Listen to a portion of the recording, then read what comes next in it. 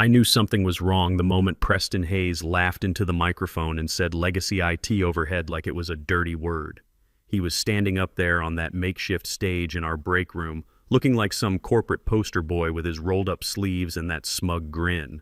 The guy had his MBA fresh out of Wharton and thought he could waltz in here and restructure 25 years of solid work like it was yesterday's garbage. My name's Garrison Wells. I'm 48 years old, and I've been keeping the lights on at Midwest Manufacturing for over 2 decades. Started right after I got out of the Navy, where I spent 6 years as a communications specialist on the USS Camden. That's where I learned that when systems fail, people die. That kind of training sticks with you. Back on the ship, I was responsible for maintaining radio communications, satellite uplinks, and encrypted data channels between our vessel and fleet command. You learn real fast that there's no such thing as good enough when you're 200 miles from shore and the primary comms array goes dark during a storm.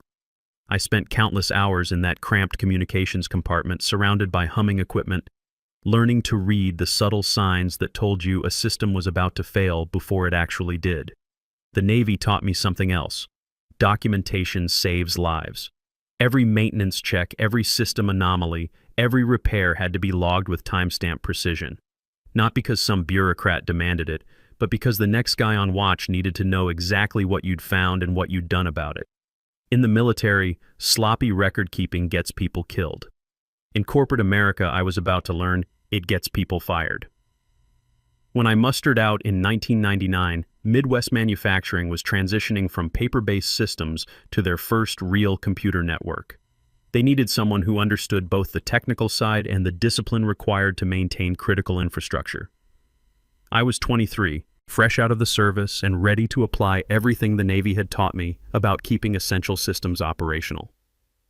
25 years later, I was watching some kid who'd never held responsibility for anything more critical than his quarterly PowerPoint presentation try to explain why my experience was obsolete. Preston was holding up a printed chart. My departmental budget, actually. I recognized the formatting because I'd built that spreadsheet myself back when we transitioned from the old ERP system. The kid was wielding my own work like a weapon, talking about optimization opportunities and streamlined headcount. We found areas where legacy practices weren't just outdated, he said, clicking to the next slide. They were actively draining resources. Then he looked directly at me. I mean, do we really need a full IT director when offshore contractors can handle basic maintenance for 1/3 the cost? A few nervous chuckles rippled through the room, mostly from the newer hires who still believed performance reviews mattered and thought sucking up might save their jobs. The older guys, the ones who remembered when this place actually built things instead of just managing supply chains, they stayed quiet. They knew what was coming. That's when I felt my hands go cold. Not angry cold, just the kind of steady coolness you get when all the redundant systems kick in and you realize the primary connection just failed.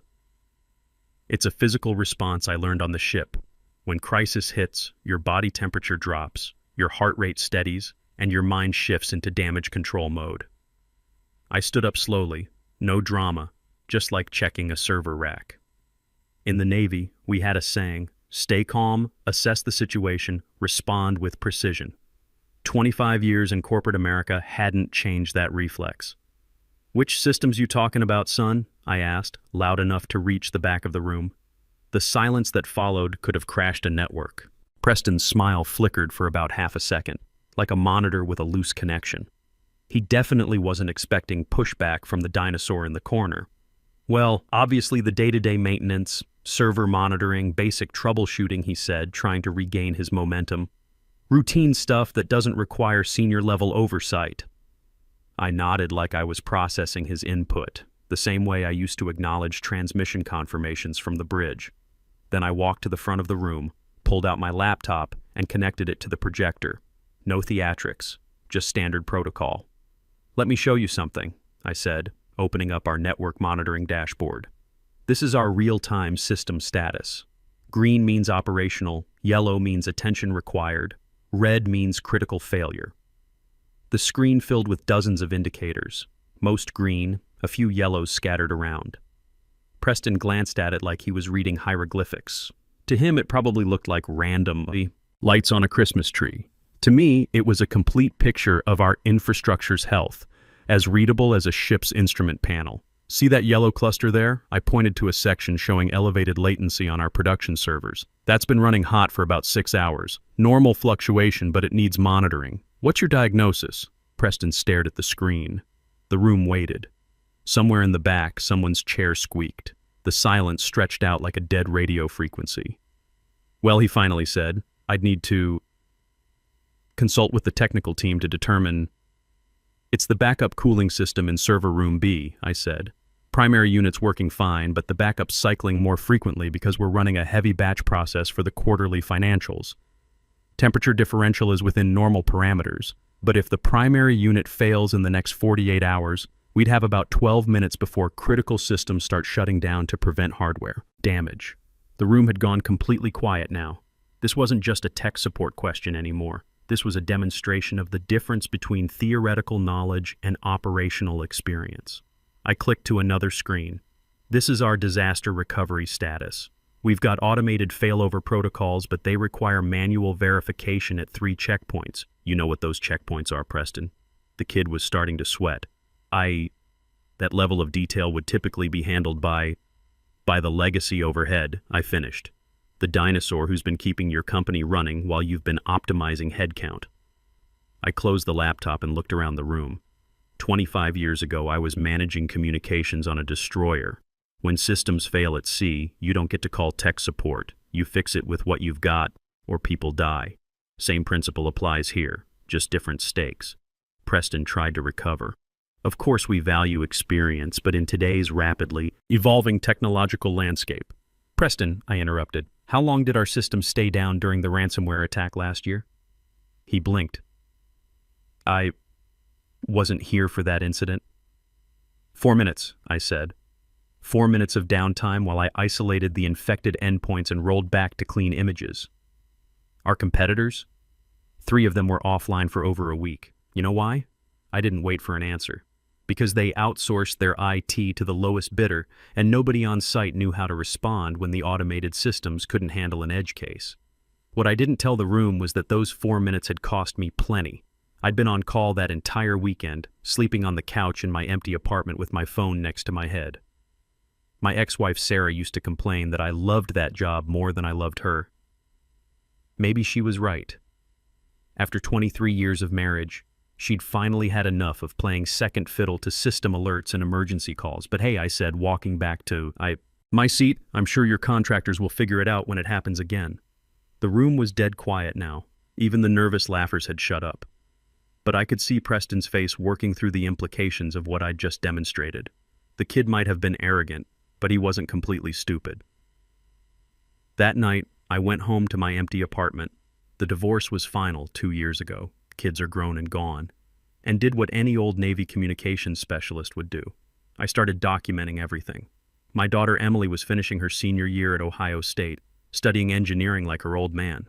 My son Jake was working construction in Colorado, sending me pictures of the houses he was framing. Both of them were doing fine, but college tuition and supporting yourself in today's economy isn't cheap. I'd been helping Emily with her expenses, and Jake was saving up for a down payment on his first house. The last thing I needed was some MBA kid destroying my career and cutting off their safety net.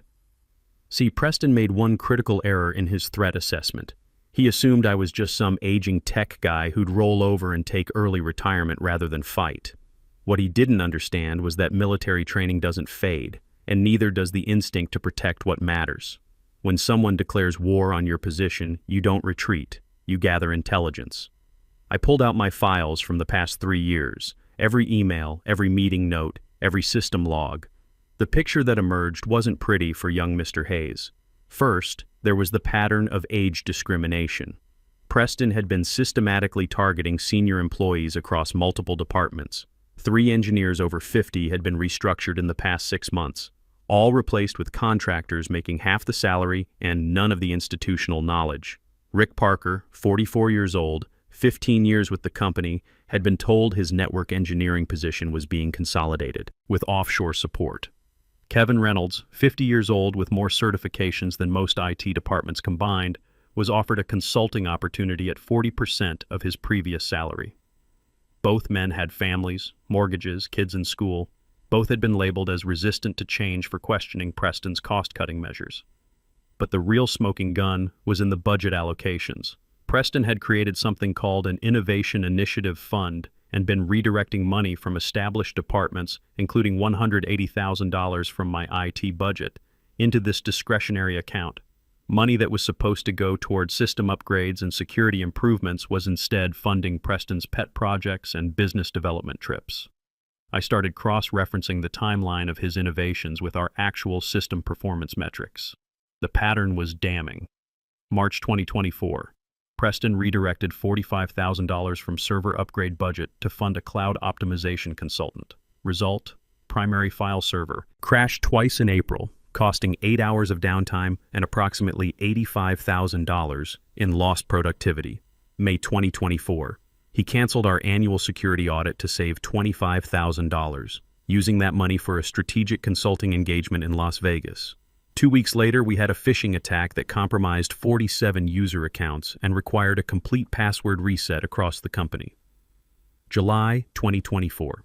Preston delayed critical network infrastructure updates, moving $60,000 to his innovation fund.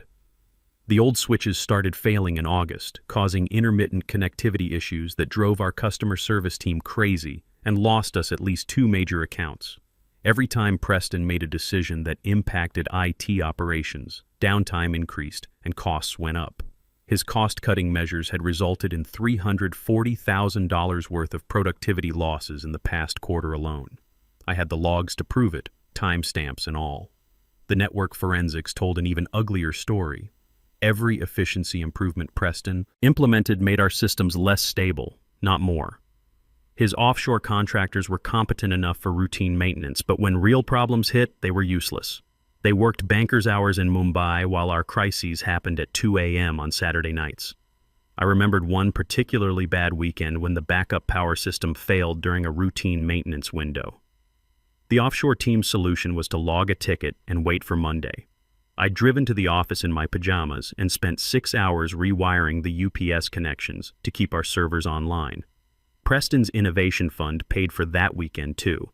Not my overtime, but a consulting report on power management optimization that recommended exactly the setup we'd been using for 5 years. 3 weeks later, I was sitting in a conference room with Bill Morrison, our CFO. Bill's 61 years old, been with the company since before Preston was born. He's the kind of executive who actually worked his way up from the shop floor and understands that experience has value. "Show me what you've got, Garrison," Bill said, settling back in his chair. I spread out the documentation like a technical manual. Email threads showing Preston's incompetence costing us downtime. Financial records proving budget misallocation. EEOC guidelines on age discrimination patterns. Everything cross-referenced and indexed, just like we used to do for fleet communications protocols. Bill studied the evidence for 20 minutes without saying a word. He's old school, the kind of guy who reads every line of a contract before signing it. Finally, he looked up and said, "This is either the most thorough character assassination I've ever seen, or we've got a serious problem." "Sir, I don't deal in character assassination," I replied. "I deal in system analysis, and the system's showing critical vulnerabilities." That's when Bill smiled. "What do you recommend?" "Full audit, outside counsel for the discrimination issues, internal investigation on the budget irregularities, and maybe someone should check Preston's expense reports from those innovation trips." 2 days later, Claire Rodriguez from Martinez and Associates law firm was sitting in my kitchen, reviewing my documentation. Claire specializes in employment law, particularly age discrimination cases. She's 52, sharp as a blade, and has seen this pattern before. "This is textbook," she said, spreading the papers across my small dining table. "Systematic targeting of senior employees, replacement with cheaper alternatives, creation of hostile work environment based on age-related stereotypes. The budget irregularities just make it worse." "What's our next move?" I asked, pouring her another cup of coffee. "We file a formal complaint with EEOC and simultaneously pursue whistleblower protection under Sarbanes-Oxley for the financial irregularities. But first, I want to talk to the other affected employees." That's how I ended up in touch with Rick Parker and Kevin Reynolds, 2 senior guys who'd been pushed out in Preston's restructuring. Rick's 44, been with the company for 15 years as a network engineer. Started right out of college, worked his way up, knew our systems inside and out. Kevin's 50, systems admin with more certifications than most college IT departments. Both had their positions eliminated and were offered consulting opportunities at 40% of their previous salaries. We met at a diner off Route 30, away from company property. The place was one of those old truck stops with vinyl booths and coffee that could strip paint, but it was neutral ground and nobody from Midwest manufacturing would accidentally overhear us. Rick brought his separation agreement, Kevin had his personnel file, and I had my evidence folder. "They got you too, huh?" Rick said when I laid out Preston's pattern of targeting experienced staff. He looked tired, the kind of bone-deep exhaustion that comes from months of job hunting when you're over 40 and every posting wants digital natives and fresh perspectives. "Worse," Kevin replied, stirring sugar into his coffee with mechanical precision. "They offered me a contractor position doing the exact same job for half the money and no benefits. When I refused, they said I was being inflexible and resistant to change." Kevin had 3 kids, twin boys in high school and a daughter starting middle school. His wife worked part-time at the local library. Losing his health insurance alone was going to cost them $800 a month, money they didn't have. "Preston called me into his office last month," Rick said. "Told me that network engineering was becoming automated and that companies needed people who could think outside traditional infrastructure paradigms. I asked him what that meant, and he started talking about cloud-native solutions and software-defined networking like he'd just read a Wikipedia article. Did he actually understand any of it? I asked. Rick laughed, but there was no humor in it. The guy thought DNS was a new social media platform. I had to explain to him why we couldn't just move everything to the cloud without redesigning our entire security architecture first. That's when Kevin pulled out his phone and showed us something that made my blood pressure spike. "Look at this job posting," he said. "They're hiring for my old position. Same responsibilities, same requirements, but they're calling it Junior Systems Specialist and offering $35,000 a year." I looked at the posting. It was word for word identical to Kevin's old job description, except they'd changed minimum 10 years experience to 1 to 3 years preferred and added buzzwords like collaborative mindset and adaptable to changing priorities.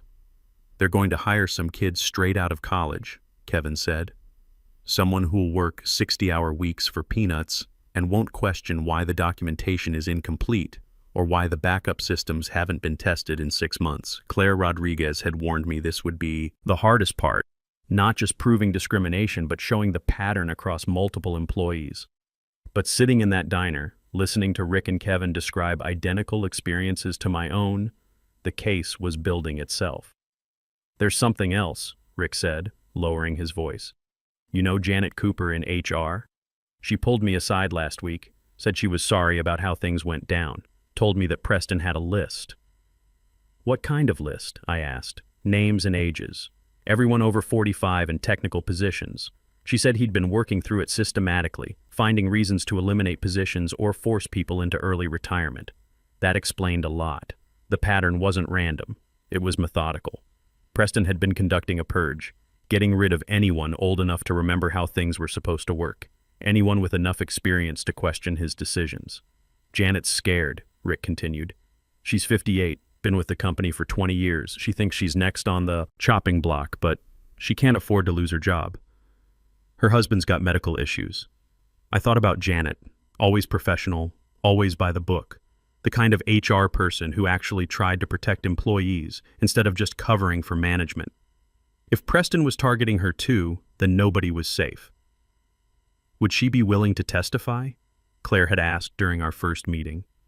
"Not officially," I'd told her, "but she might be willing to provide documentation if she knew it could stop this from happening to other people." The more we talked, the clearer the picture became. Preston wasn't just cutting costs.